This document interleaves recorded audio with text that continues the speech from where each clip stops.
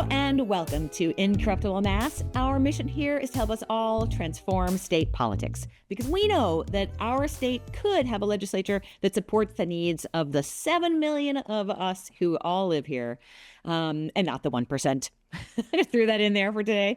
So today we are going to talk about protests. We will talk about what makes them successful, what are they good for, how you can get useful things out of them, how can you get people to activate afterwards, as well as some research and resources for you to learn more. And so before we do talk about that, I'm going to have my co-hosts introduce themselves, and I will start with Jordan. Jordan Powers, he, him. I am long-term, I live in Worcester, Massachusetts, and I have been doing this a really long time, and I'm really excited to talk about today's topic. And Jonathan. Jonathan Cohen, he, him, his, joining from Boston in the South End. I've worked on progressive issue and electoral campaigns for over a decade now, and always happy to be here. And I'm Anna Callahan, she, her, coming at you from Medford, where I am a city councilor. I'm going to kick this off by saying that in my 20s, I got such FOMO, such fear of missing out when I couldn't make it to a protest. And I'm aging myself here by saying that like the 1999 protest in Seattle was this big one where I was like, oh my God. And my brother lived in Seattle at the time and I didn't know about it in time to go. And I was like, no. And so I made sure to go 6 months later to the April 16th protest about the WTO and the World Bank. That was in DC. And then I protested the DNC for its rightward shift in 2000. And that was in Los Angeles. And then I got arrested and thrown in jail for 3 days for being at the protest, for doing nothing and simply being alive in the area of the protest.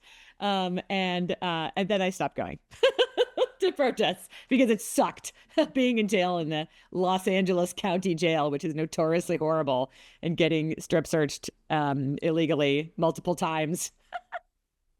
And all this stuff. Sorry, is that a little too personal? Did I go too far? That's exactly right.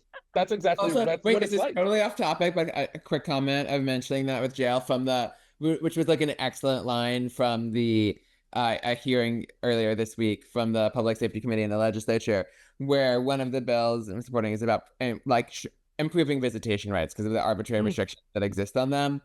And the opposition that always comes from the correctional officers, the prison guards, is that people are just going to get drugs coming in. And it was a great, there was a great line from, I believe it was one of the incarcerated testifiers who noted about, he's like, I don't know, like when and one of the chairs asked, well, how do the drugs get in? And she's like, well, I don't want to cast blame on anybody, but I know that we as the incarcerated folks there get strip searched everywhere that we go, and the guards are the ones who come in and out every single day. And I'm not saying you need to strip search the guards, but just look at what the difference is. Oh my goodness. I didn't know we were at the same protest, Anna. I was in DC as a student during the protests. Those weren't the WTO. It was WTO, but it was also I forget the other sort of crappy international institution. The World Bank, right? That was the World Bank one. Yeah. And there's a good movie, Battle in Seattle, about the Seattle protests. I think I have been going to protests since I was a little kid. And my parents brought me, my parents were not political activists, which is sort of weird to think about. But we went to the protest for Russian Jews in DC, and that was my first protest. And I had a lunchbox that had a radio in it, and that was changed my life. So that's what I remember about it. But yeah, I guess I'm a professional protester, like they say. But I don't know. I don't really get the Soros money, despite all the Darn. Where is all that Soros money anyway? Right. Why don't we get the Soros money? Don't you think? I know. Why doesn't the podcast get Soros money? We gotta hit up the. I mean, FOMO about the Soros money. There's at least two. There's at least two people part of the Jewish conspiracy. At least we could do it. Right, and it reminds me of that great Hold on a second. Well, I guess We're getting up to a great start here, guys. About The protest because of the No King. 1997 Onion article of local Jew feels left out of worldwide Jewish conspiracy. Yes, we're talking about you were listening to this post No Kings, and we're interested in how do you make protests successful? What is it about them? Why do people go to them? What are they good for? What are they not good for? Yeah. We have got off topic, but that is the purpose of this conversation, because I think a lot of people feel frustrated, especially if you're listening. You're probably a person who does more than just show up to a protest to the No Kings. You're probably doing stuff to and people feel like, okay, well, what's the, like, why can I get more things? Like, why is it that this is the thing that people do? And so the thing I always tell people is it's actually really hard to get people to take what is a public event that's easy for people to go to do things that are a little bit more work, that maybe are sustained and but make a big difference in our communities. Like, that's actually really difficult. We're all struggling with those questions. And there's no easy answer, but also there is something really important. Like, the No Kings is important. It is an important thing. We can both hold two things, which is that we want people to do things that are effective in our communities and that are sustained, and also one-off visuals matter. And I will say with this, the one thing that's this increasingly what I've minded with like the No Kings rallies is the fact that Trump and like Mike Johnson are as mad about them as they are, is that some indication of effectiveness. That they know that the visuals of that, and they kind of the way, especially when you have how so many people in like Trump's inner circle are probably trying to tell him that everybody loves him. His poll numbers are wonderful.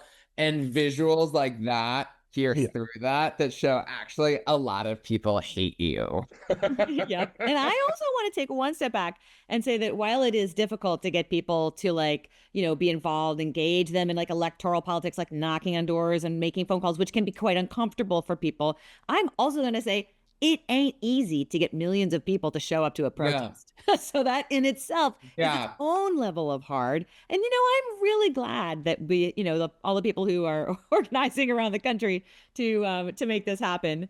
Because I think that, like you said, they all have different levels of reason why they are helpful. And there are reasons why these No Kings protests are, in fact, like, they actually do something.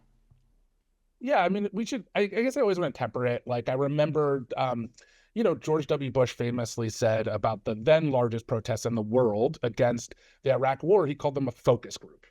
Like, and he wasn't wrong. Like, they were ineffectual in every way. I think about this all the time. You know, I recently somebody was hearkening back and was like, oh, isn't it great? Like, we have all these large protests like we did in the Iraq War. And I was like, you mean the war we failed to stop, and which we actually had zero impact on the outcome of? Like, that's not, for me, who cares a lot about organizing and being successful and things, and real world impact on people who are really harmed. Those for me were formative because they were a complete failure for their aims to stop the war. That doesn't mean that there was nothing that we didn't learn anything from them or there was no purpose to them, but I think a lot about how do we take things that are big like that and make them as helpful as possible. How do we take the things that we can get from them to be effective? Because that for me was bad. We all knew the war was done. We all knew it had nothing to do with terrorism. We all knew it was just he was mad that his dad or something about his dad. Like, it was about war. It was about oil. Like, it was transparent to everyone at the time that it was dumb and had no purpose. And the media still went along with it, and we still couldn't stop it. And I also think about all of the many, like, millions of people marching about guns in schools, like, you know, these horrible mass shootings in schools, and like nothing ever changes, you know. So I don't disagree with you. I'm actually saying that it's hard to get millions of people to show up. Whether they're effective or not is a different question, but it is in fact quite difficult to get millions of people to show up at these protests. But it also, like, I know when I think back to my 20-something self, it was just this moment where I could be with other people who agreed with me when the entire media and like everyone around me was, you know, all the sort of adults in the room were saying that my views didn't matter and that other people didn't feel like me. And that, to me, culminated when Bernie ran in 2016. because all the different protests that I went to were like different siloed groups of people. And I didn't know that the environmental people and the, the pro-human rights people and the, pro-women's rights and abortion people and the, labor people, that all of them were the same people, like that we all agreed that everybody, there were many people like me who had basically the Green Party platform, which was Bernie's. Bernie came in as a Democrat, and basically everything on the Green Party platform was what he believed in. And I had no idea that there were so many people who felt like that. And so to be in that space was incredibly attractive to me because I felt isolated. And I think especially in more purple or red states, it's really important. Not that we don't in our blue state also want to go to protests and appreciate going to these protests, but like when you are more isolated, I think it's even more appealing to be able to go somewhere where you know that people share your, values and your political beliefs. Yeah, I think that speaks to the point how like there's definitely like a community building element of that can have value anywhere. And on top of that is if your protest is in a space where what the message you are sending is not universally shared by everybody there, it is an especially important way of signaling to people that that they aren't the only one who thinks that way. Because of the I'm the only one who thinks this way is a thought process that can lead to people demobilizing themselves. And so taking that, kind of pushing back against that can have a lot of value in certain parts of the country. So I want to ask, how can people... Yeah, go ahead, Jordan. I want to say I'll answer that question. You ask it, and I'll answer it, and also link to the last thing. Great. My question is, how do we get people who come to these protests? There's going to be millions of people. How do we get those people to engage afterward in stuff that might actually change the electoral landscape or the policy landscape? Yeah, so I'll just say really quickly, people misunderstand the purpose of a large protest, because in a lot of countries, they do lead to change in the government, like the government steps down or whatever. But we don't have that system. We don't have a system of sort of coalitions with different governments. It's not parliamentary. Possible. We don't have parliamentary. And we are much bigger than those countries. So it's hard to feel the same as those. And also a lot of those places, if you think about like Ukraine that changed its government, that was sustained for months. But we as Americans see one day of it, where it's culminating. We don't see the months and months of them being in the same place.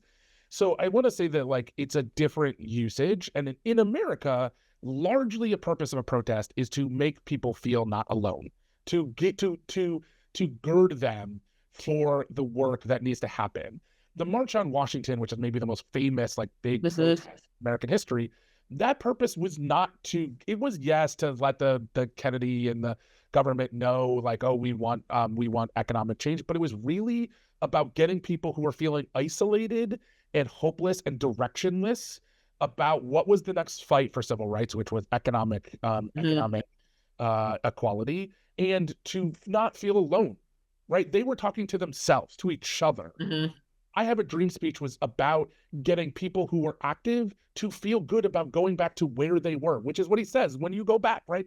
That's his purpose. And so the purpose is to make people feel like they're not alone, like they can do this, like they can get together, like you are together. And that's really important. People cannot, if people feel alone, they feel demoralized and demobilized, as Jonathan said.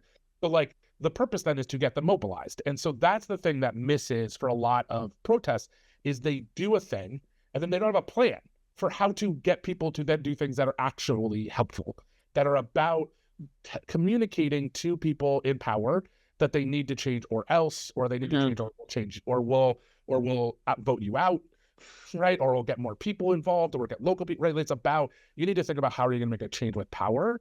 And I know the Indivisible folks have loads of trainings after the No Kings about how to do it. But if you are going to if you went to this protest, or you are planning your own protest, you need to figure out how are you capturing some information, and how are you using the information you capture to try to get some of those people, because God knows it won't be most of those people, to then do something else that can be helpful. Absolutely. That is the thing. And So I think that they captured is at those large events are like they're part of a sequence of activities. For some people, it will be the only ones that they do in that sequence. But it is like that organizers of particular large ones often view it as part of a sequence. yeah. And if you are attending the protest, if you did attend the protest, clearly you have a next step, right? And we think a lot of the listeners of this podcast are people who are reasonably well activated, but you really should, if you're not already plugged in, you should seek out a group that you can join, because I'll tell you, if it feels good to not be alone and to be with others, I will say one of the best things for any feelings of anxiety that you might have for the way the politics is going is to take action, is to be engaged and involved every day in a solution. And so I always recommend that when I hear people say that they're feeling so stressed out, they're so anxious about the Trump administration or about what's happening at the national level. And I'd say I feel less anxious, and I don't think it's because, there are many reasons, but I think one of the reasons that I feel less stressed is because almost everything I do all day long is doing something like involved in politics, educating people, engaging people in local politics, getting people involved. I run teams of volunteers. So I just have a lot of ways that I'm personally acting, and when you personally act, it helps to make you feel like things are more in control and your life is not out of your control. Yes.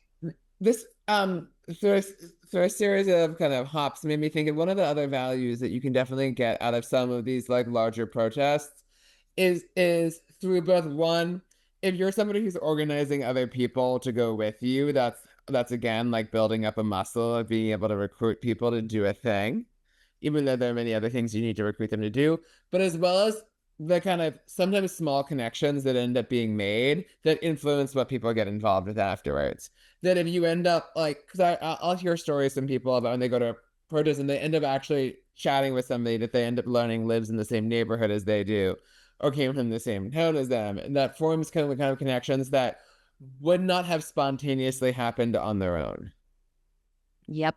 And I also love to throw in this, like, engagement in politics is not a zero-sum game idea, because many people think, oh, let's not have people do this because it's not as effective as that. But that's not how people work, right? People, like you said, with it's a building a muscle, right? People who do one thing are more likely to do the next thing, not less likely to do the next thing. So if you can get people to do one thing, then you'll be able to get them to do the next thing. Because a lot of it is about feelings of community. You meet somebody at this protest and you want to see them again.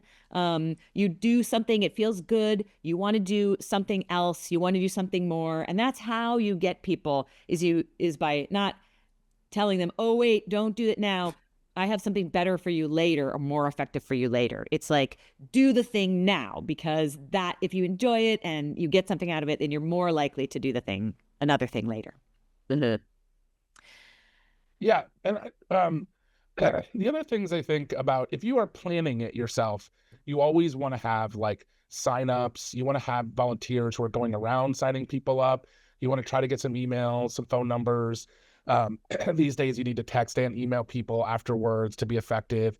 If you're at a large protest and you didn't organize it, you can set up a booth. That's another way to get people to sign up, self-select into some things that they're interested. The ways that I find that people aren't effective is they'll say like, oh, we're going to have a meeting. And then the meeting is to talk about the work that they may do at some point. And that's just a waste. And then people don't come back.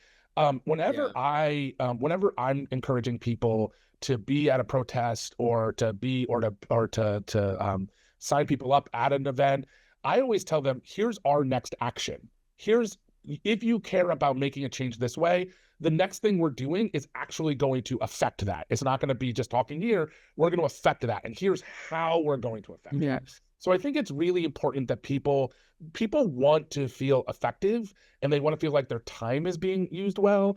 And a lot of the times people are wasting people's time by talking about doing. And it's just like, that's not effective. And so I will it recently came out when the Trump administration came in, the CIA's like how to slow walk a democracy, like how to basically be incompetent at your job so that way things fall apart. And in it was like and it was this thing that I always tell people that like if I go to a meeting and somebody says, oh, like what about a subcommittee, or what about the bylaws? I'm like, they work for the FBI. They are like trying to derail. If somebody mentioned bylaws, they are derailing this meeting. Like I don't believe that you're here, honestly, because like that's all a waste of time. We don't have the right people here. Oh, okay, then you leave. Like I just Jordan I is like think working against us. Jordan's like, oh, you want to talk about bylaws? Okay, Article 1, Section 1, you're fed.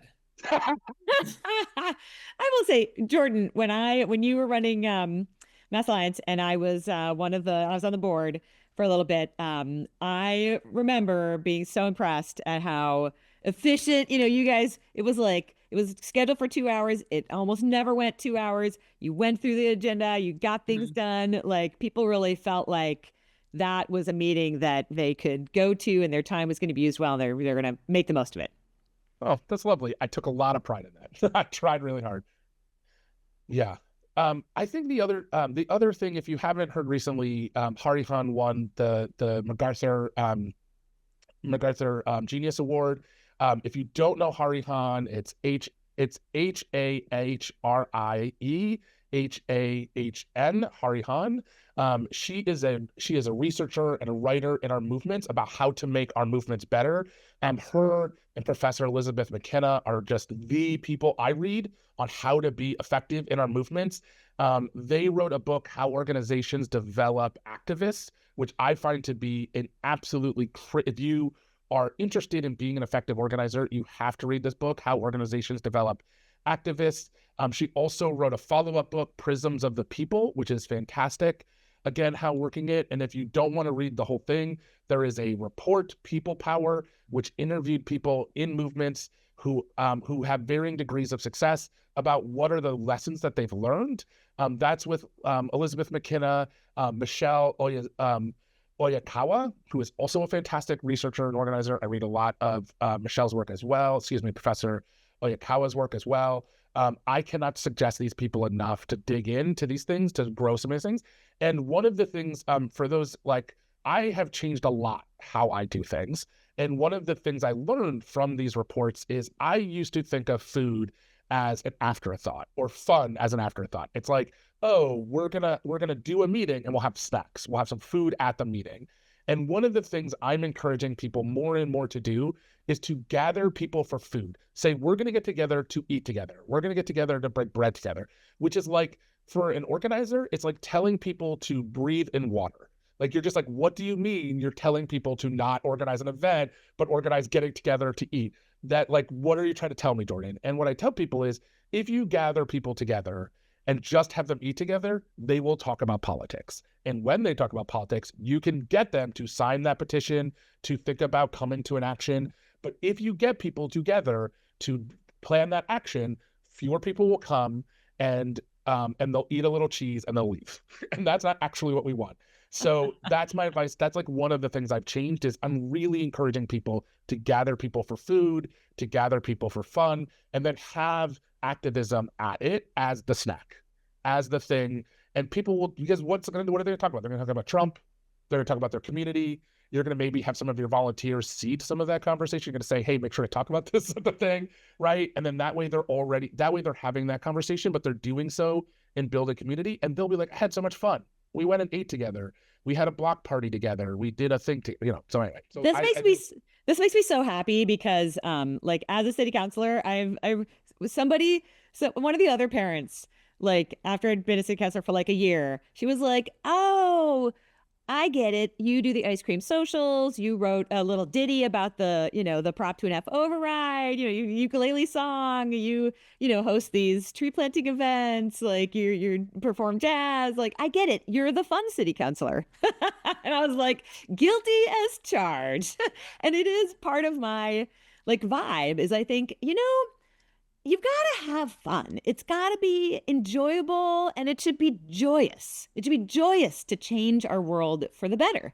And so I do agree with this. And I know that we want to have, as soon as we can like get these folks on board, we are in the future going to have a podcast where we invite an artist and a musician to talk about protests and how art and music specifically are used at protests in political organizing. But I think this ties in nicely with our protest conversation because, we just had Honk Fest in Somerville, and there's all these activist bands, and there are all the puppets and the costumes and everything else in protests that I think make it something where people really aren't just there to like, for a dry political debate. They're there to show how joyous it is to be engaged and to try to create a better world. This is actually kind of a funny demonstration of something that Jordan was saying. Is it's a great place for doing signature collection for progressive causes? Honk. It is because you have a bunch of like lefty street bands just like in Somerville, which will attract people who might not all be there anyway, but because they're there, you get to ask them to sign a petition for rent control or another valid question. So exactly.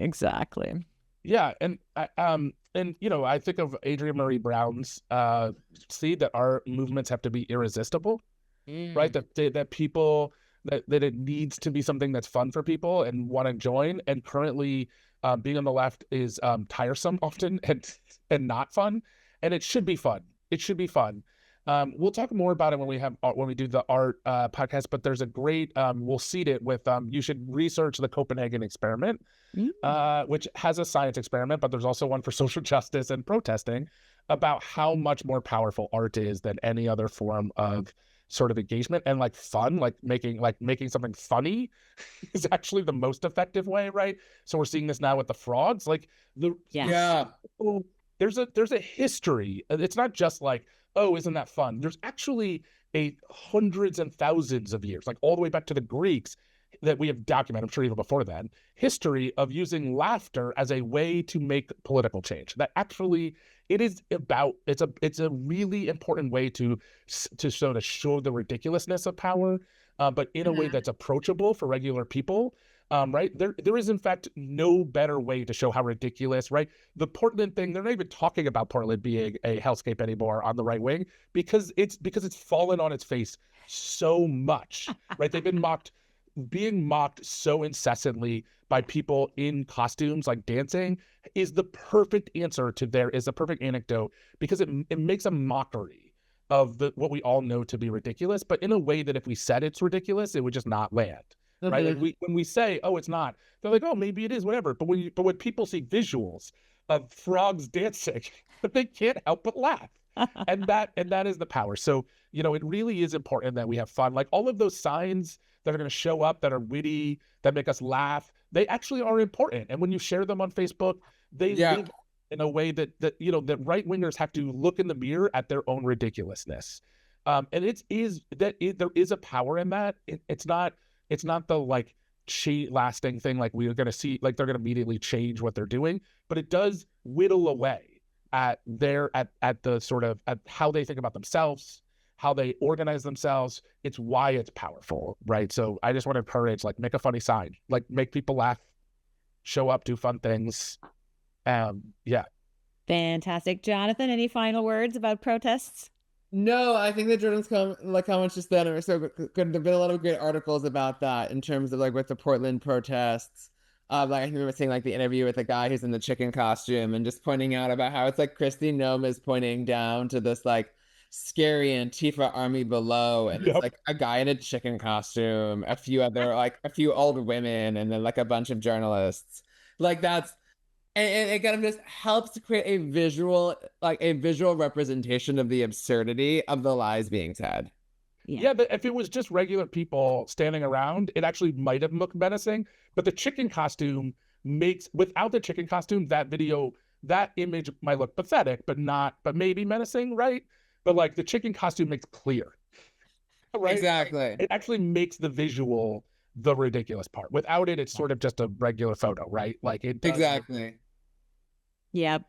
Well, we hope that everyone here had fun at the No Kings. And if you're involved in activism, look those people up, bring them into your stuff, and celebrate and make things fun. If you aren't one of the organizers of a group already, go join one. And you know what? If you're joining a group that's not fun, you could just make it fun. You can bring the food. You could bring the party hats, you know?